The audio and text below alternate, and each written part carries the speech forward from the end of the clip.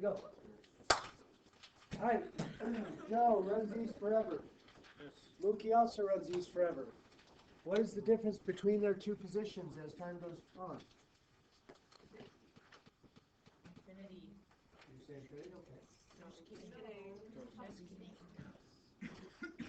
They're both running the same direction. What's the difference between their positions?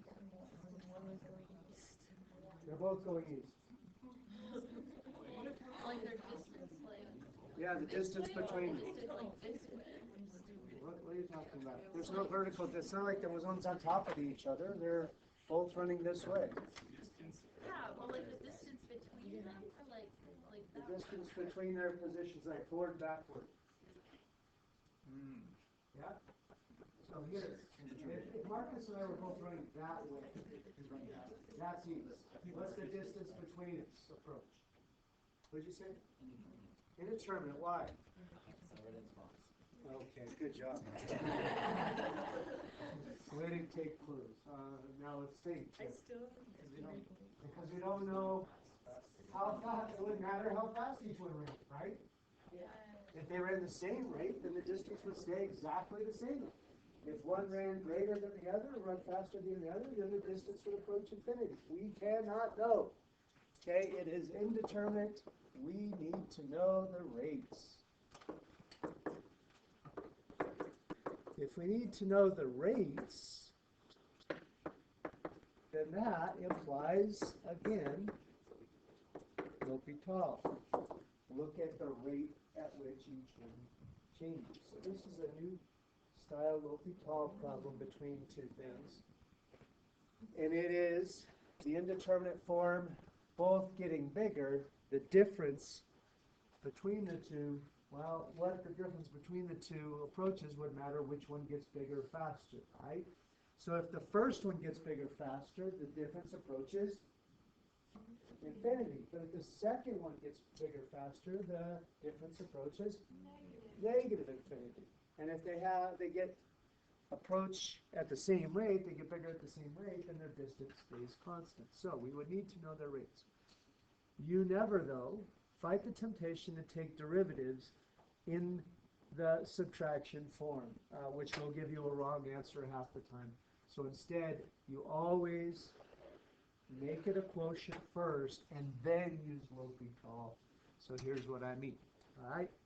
So first thing I would do is say, I'm not going to assume it's indeterminate. I'm going to figure out what's going on here. What about, here's sine, and so here's cosecant. Remember that graph? Does that say plus? Yeah. Okay. What about cosecant, or 1 over sine? That's 1 over approaching, let's just go, just make this 1 over sine to start with, and cosine over sine, because we're a little more confident there, yeah? Now, as x goes to 0, sine goes to 0. If x is going to 0 from the positive side, what are the y values on the sine approaching? 0 from the positive side or 0 from the negative? Positive. All right, so those are 1 divided by small positives, which will get positively infinitely large, yay? All right. As x goes to 0 in cotangent or cosine over sine, what does cosine approach? 1, and sine we just said approaches small positives. So what's 1 divided by small positives? Infinity. And so this is that type of indeterminate form. Now, if it's this indeterminate form, we need to make it a quotient so we can use L'Hopital. That is the big idea of the day. So, if we want to make this a quotient, what's the best way to make this a quotient, a big old fraction? 1 minus cosine over sine. Yay. Now we do our L'Hopital work. So we might say something like first limit, 1 minus cosine approaches 0. Second limit, sine approaches 0. So by L'Hopital, the limit is equal to the ratio of their rates of change. What's the derivative of the numerator? Sine, and the denominator? And what is that limit equal to? 0 over 1, so 0. Yeah? All right, that's the idea. Are you with me? All right. Would you try the first one by direct substitution to see if it's actually an indeterminate form? You don't want to do a lot of work, all this indeterminate form stuff, if it's not necessary. Andrew's a good approve from the worksheet kind of guy, so he's probably going to say, well, this has a really small space, so it's probably not determined. What do you think, Chelsea?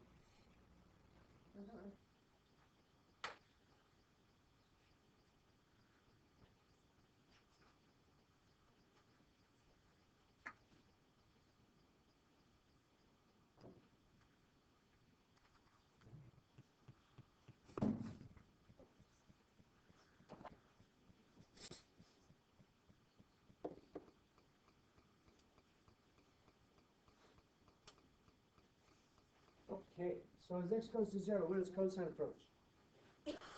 1. So what does negative 1 plus 1 approach? 0. A little more than 0 or a little less than 0? Is cosine a little more than 1 or a little less than 1? Can cosine be more than 1?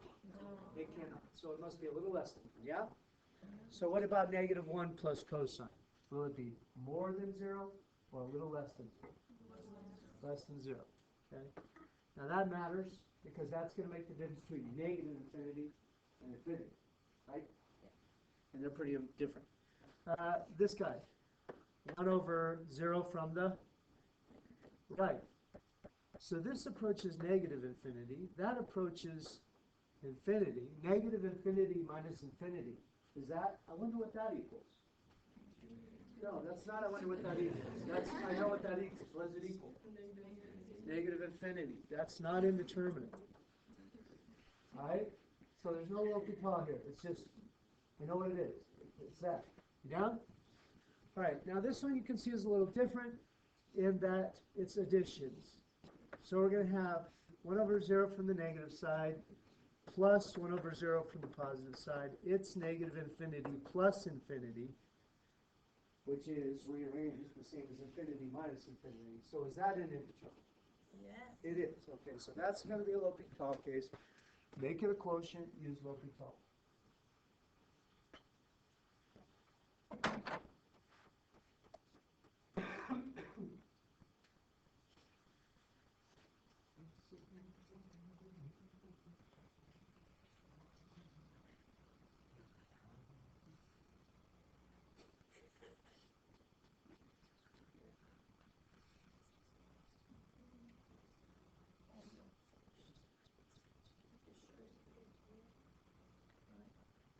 No.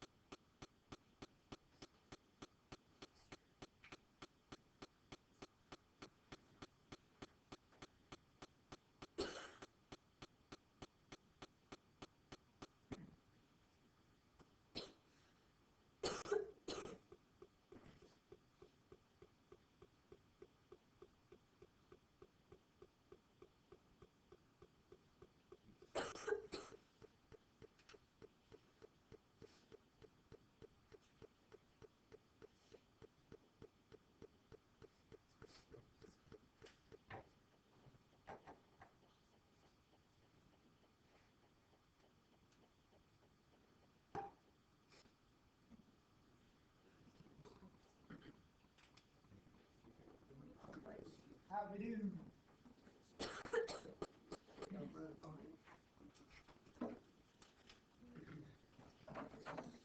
All right. I think you'll agree the easiest way to make this quotient is to just get a common denominator, okay?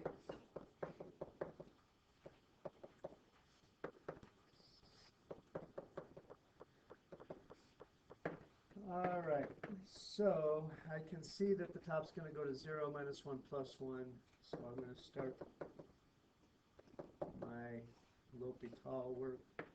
And I also looked at the denominator before class. And that does also go to 0 as well. So by L'Hopital, I can say, well, how do their rates of approaching 0 compare? Is this from the problem? Okay, so what's the numerator derivative? 1 minus sine of x. And did you distribute n derivative or just derivative the way the product is right now? Okay. If you distribute, then it's negative 1 plus cosine of x minus x sine of x, yeah? All right, how does that evaluate? At 0, the top is 1, the bottom is negative 1, so 0? So 0, that sucks because I need to figure out 0 from which way so I know if it's infinity or negative infinity, yeah? So let's go through each piece. This just goes to 0, yeah? All right. So what about this? This is approaching 1 from below or above? Below. It's a little less than 1, remember. So negative 1 plus that. Will that be a little less than 0? 0 from the negative side or the positive side? Negative side. All right, so what's our answer? Negative or positive infinity? That to me is the hardest part. All that stuff up to there was pretty straightforward, but that last little, what kind of 0, that's the part that stinks. Now if you're multiple choice and D and E's there, well then you're golden because that's the easy choice. But if your multiple choices don't have D and E, your multiple choices have infinity or negative infinity, well then you got to get into it, figure out which. Right? All right, the other indeterminate form is, I think I changed this a little in the notes. If you talk approaching infinity times approaching 0, really huge times really small, that's also indeterminate because it would depend on which one is getting bigger or smaller faster as to the answer. Now, usually in most textbooks you'll see this shortened up to, instead of approaching, you'll just see it as the indeterminate form infinity times 0. But in your mind, you should think it's approaching infinity, approaching 0, right? Now, same deal. You've got to make it a quotient first. You must make it a quotient first. Do not take derivatives in product form. You will frequently get the wrong answer. It has to be a ratio or a comparison of their rates of change, not the product of their rates of change, which doesn't really have meaning. All right, so first of all, these should be x's, yes? Is yours fixed or no? Dang it, I don't know why I didn't fix those before. All right, so let's go here. I think you can agree that sine approaches 0, yes? What about log? What does the log graph look like? Doesn't look like this behind. Okay, yes. All right. So as x goes to 0 from the right, what does y go to? Negative infinity. So the first number wants to be real small, but the second number really wants to be big. So what's the product? Is it big or small? Well, again, it kind of depends on the rate at which they do their thing. So let's go. We first must make it a quotient. This is going to make life a little harder now because that was pretty clean before. And which one do you want to put in the denominator? Log or sine? Sine's better. Log stinks. So let's call it cosecant in the denominator. Do you agree that's equivalent to the original expression? Okay. Now, We know the top goes to negative infinity. It hasn't changed. But what about cosecant? If sine does this, then doesn't cosecant do that? And therefore, the y values go to infinity. And so are we looking L'Hopital here? Yes, okay. So by L'Hopital, actually, first let's justify. The limit as x goes to 0 of log of x is negative infinity, as we said. The limit as x goes to 0 from the right of cosecant of x is positive infinity. So by L'Hopital, the original limit can be found by the equivalent limit, or the limit with the same answer of, and take some derivatives for me. 1 over x over negative cosecant x cotangent of x. Do you remember your 6 trig derivative? Alrighty then. We will have to cram less if we study a little as we go before the AP exam instead of just cramming it all at once. Alright, this needs to be cleaned up a little. Let's go with rewriting this as negative sine of x. Actually, you tell me. How could we rewrite this? Cosecant in the denominator is the same as sine in the numerator, and cotangent in the denominator is the same as tangent in the numerator. All right. Now, I could go about this limit several different ways. Do you have any ideas? Okay. What do you say? Speak up, Ted. I'll start by seeing what it goes to. Okay, so direct substitution. Top goes to 0 and the bottom goes to 0. So we could do L'Hopital again. There is a workaround. Can you split the limits? You can. Question for you. Does this mean anything to you? Negative sine of x over x. It's probably the most famous limit of all. You should know it for Pete's sake. If you're a calculus student with their solid, you should know that it's equal to 1 with a negative. So negative 1. And if you don't, you should be ashamed right now. Hang your head low. All right? This is negative 1. As x goes to 0, tangent of x is? You guys are making me so sad. I'm trying to catch 0. 0. So overall, the limit is 0. And this is famous limit you should know.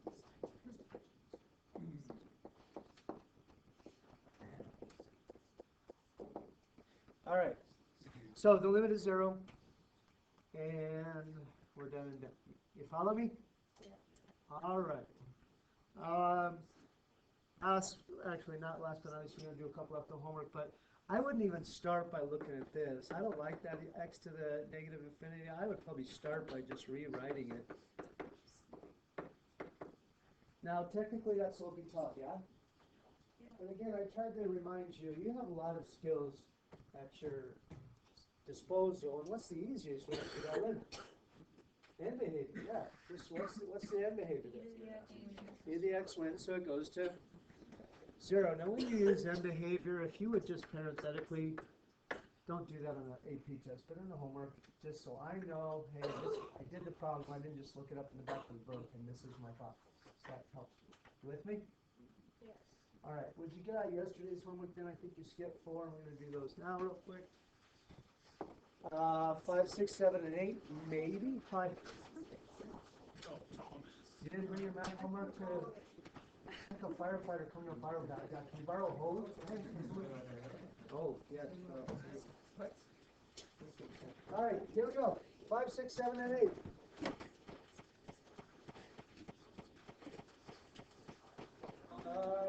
Onset 91? Yes. How do you say 91 in French? Anybody? No. It's so bad. It's like 40, 20, 40? They don't have a word for 90? Jeez. It's Freaking nuts. Maybe we French should County work on is that. really. How about 95 x cosecant of x? Number 5, excuse me. I said 95, but I meant 91. Set 91, problem number 5. Sorry, I misspoke. All right, so where does the x go to? 0. Cosecant, what does it go to? Keep in mind that sine goes to 0, so cosecant goes to infinity or negative infinity. Does this say from the...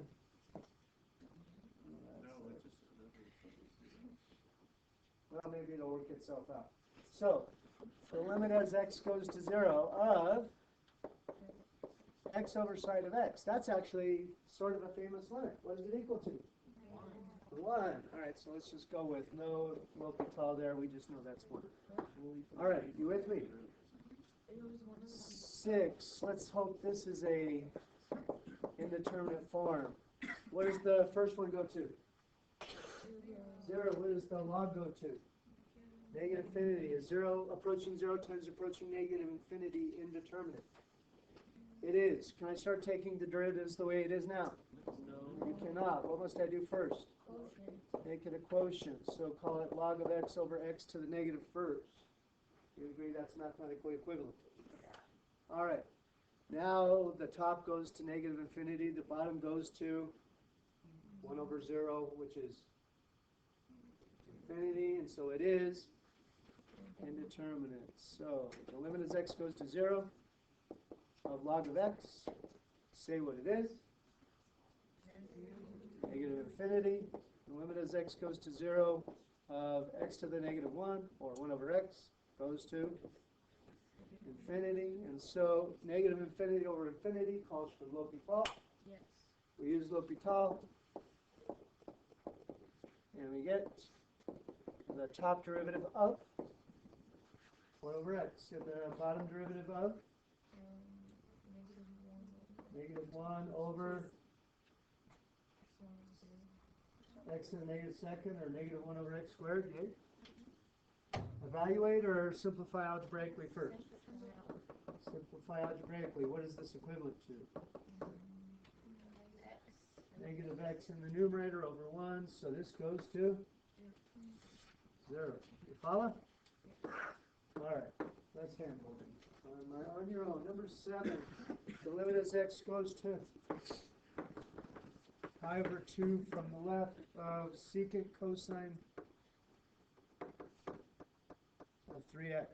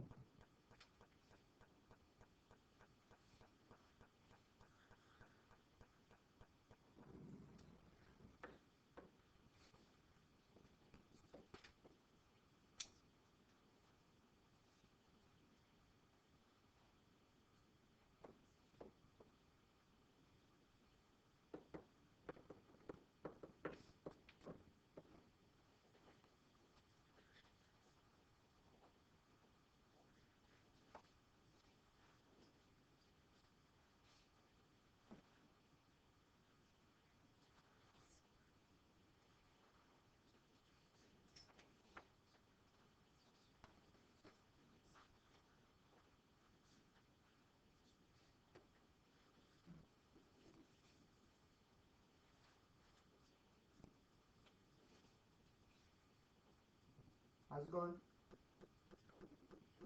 Done or another minute?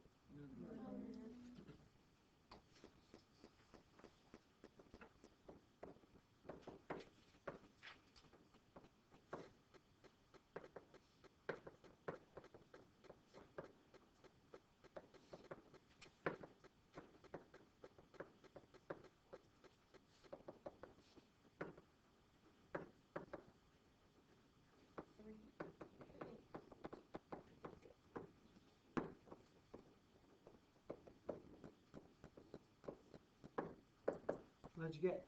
3. Negative 3. Negative 3. I got Aren't both derivatives negative?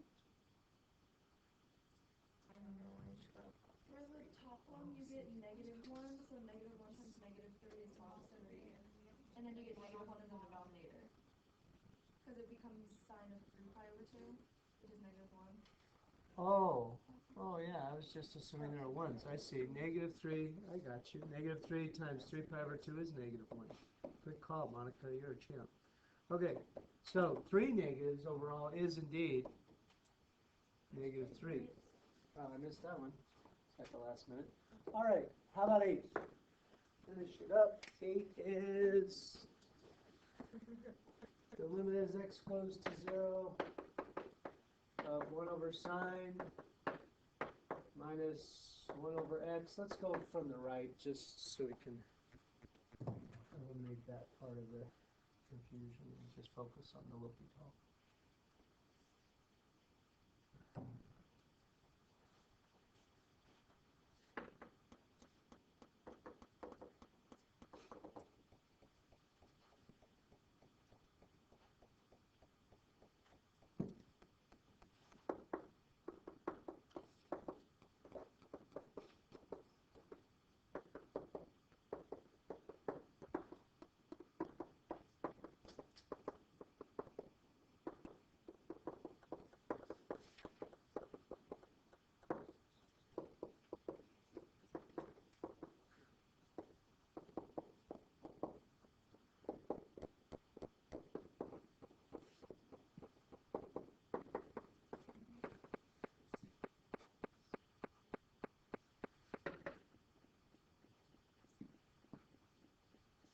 Oh, sting.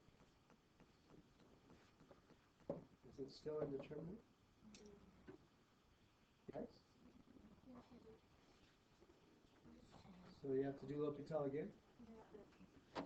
Okay. You have to show the separate limits again? Yeah, you do.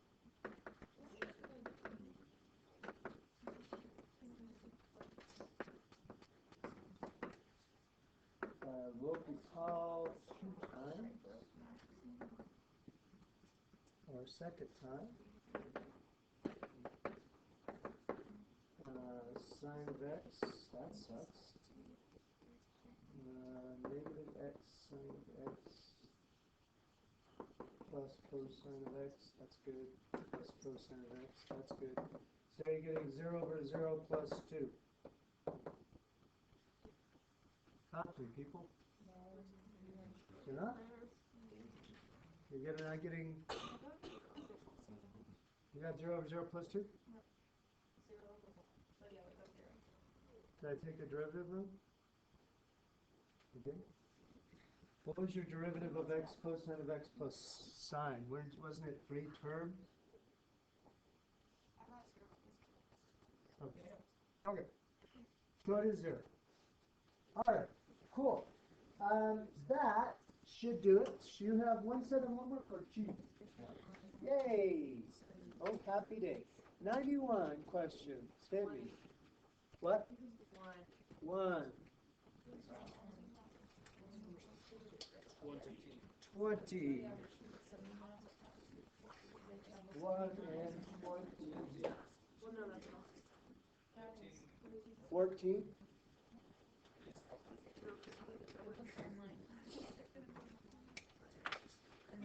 Okay.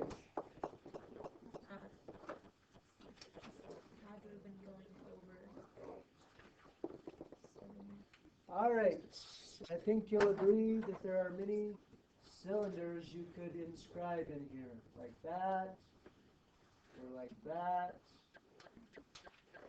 or in between, like that. Question is, ultimately, what is the cylinder with the greatest volume? What's the way to do this? So, I think they say that the original cone had a radius of 4 and a height of 6. All right, so how did part A go? Did you get the volume in terms of R only? Or is that the problem? Do I have a question here or no? Um, No? Okay. 20. Is 20 still a question? There is a question here? Okay, here we go then, participate. How's the volume? What's the volume equation? Okay, cool. So, what did you do to get this in terms of R only? You need an H relationship. I assume you looked at that picture about the triangle and used it, yes? Okay, so we know that this triangle is directly related to or proportional to this triangle at the top, yeah? Alright, so if they're similar triangles, then let's compare the bottom edge. What's the bottom edge of the big triangle? 4. And what is the bottom edge of the little triangle? Alright, cool. 4 is to R as, what is the big leg there? 6, and rather confusing, but it's all good. What about the other triangle? 6 minus H. Alright, so what's the proportion? 6 is to 6 minus H is as 4 is to R. Shall I solve that for H or solve it for R? They said in terms of R only, did they not? So they wanted in terms of H, or solve for H in terms of R. So if we get 6R equals 24 minus 4H, 6R minus 24 equals negative 4H. H then is what? Negative 3 halves R plus 6. Therefore, volume is pi R squared times negative 3 halves R plus 6, or negative 3 halves pi R cubed plus 6 pi R squared. Alright. Was that the problem getting started? Is the calculus, so you're trying to find radius and height that maximizes volume. So to maximize volume, you're trying to find where V prime goes. Max volume is if V prime goes positive to negative. I think that algebra, this will not be too bad. You'll find it's just a factorable quadratic. So the critical numbers should be doable. You should be on your way now. I'll give you a second to finish that up, and I'll start with 20 in a minute.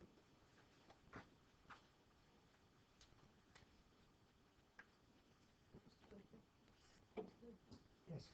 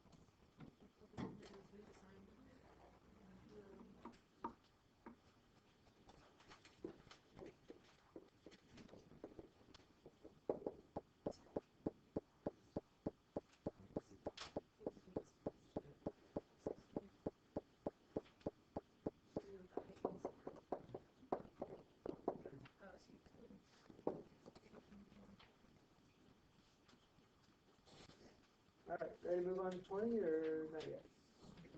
Not yet. Oh, okay, 20 says he, later on, 1 hour later, he was 70 miles down the road. 70? 70 miles down the road.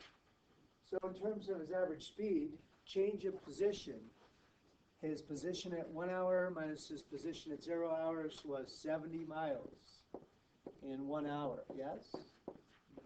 So his average speed was 70 miles per hour. That said, his instantaneous speeds when he passed the policeman were 60 miles an hour, no stop there. The question is then, does he get a ticket because his average speed was 70 miles per hour? And the answer is Yeah. yes, busted.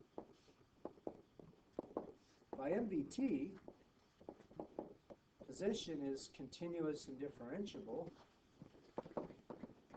So there is a time when x prime, which equals his velocity, is equal to the average rate of change, which is 70.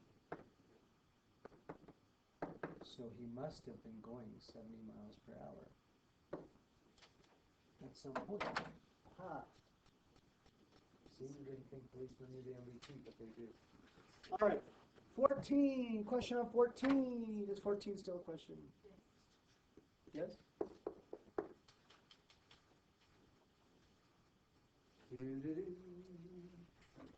Let x be f of x equals x on A to B.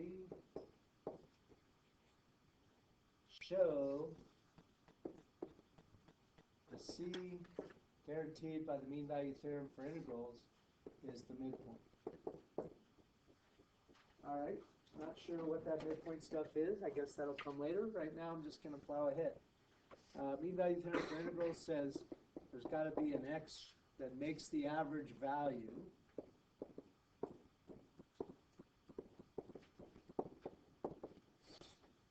and so what is that C? Well, what is f at C, first of all? If f of x is x, then f at C is C. And f of x is x, so I need to integrate that. So I get C is b over b minus a. The antiderivative is 1/2 x squared from a to b. C is b times b minus a over b minus a. B squared over 2 minus a squared over 2. All right, still don't see the midpoint stuff, but I'll see it eventually, I reckon. So here we go, b times b minus a. Factor out the half. And what about b squared minus a squared? What do you make out of that? B minus a times b plus a. Well, look at those b minus a's.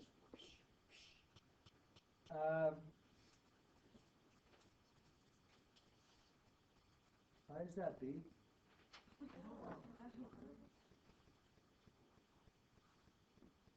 See yourself in attention. So now I'm curious, did you write it on your paper? No. Oh, good. All right. So I get that C is b plus a over 2. Is that not the midpoint between a and b? The average, yeah. Which is the midpoint.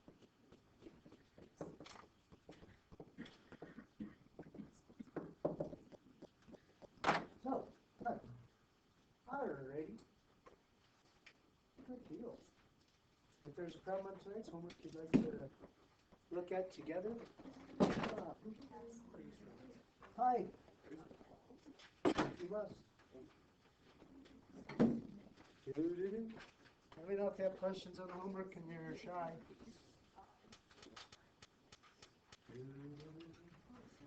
Yep.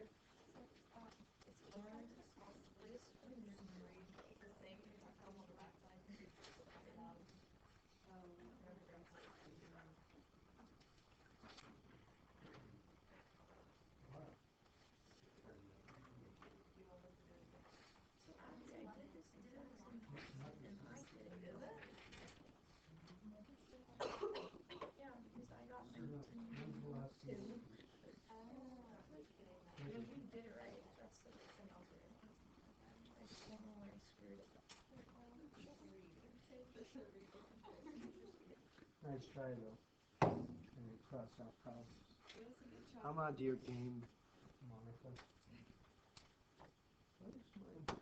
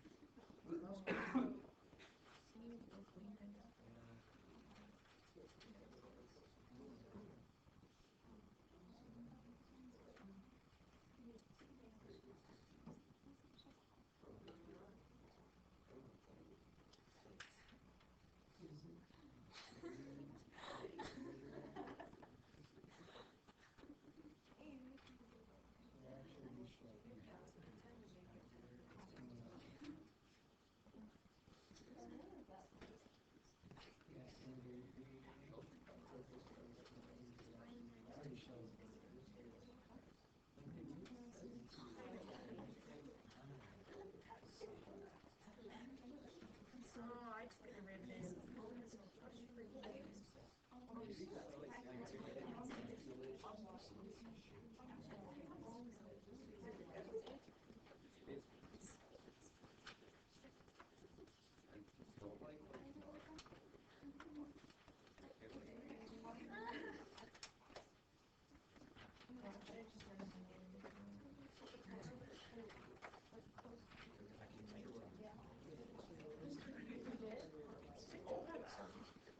I've been waiting for 5 minutes to figure out I'm enough. so sorry. I'm so sorry. That's okay. I thought I threw it away.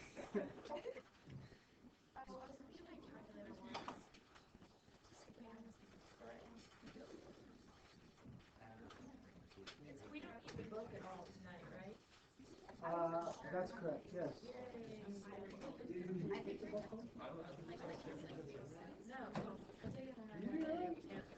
I don't work well from my phone. But I don't work.